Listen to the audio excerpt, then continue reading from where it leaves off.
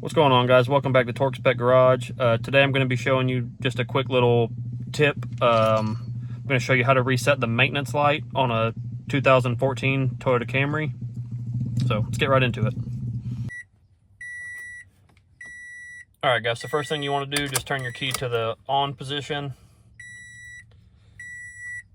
And then you're going to toggle your odometer button till you get to trip A.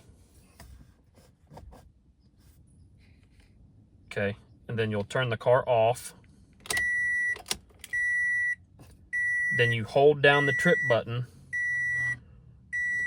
and just turn the key back on.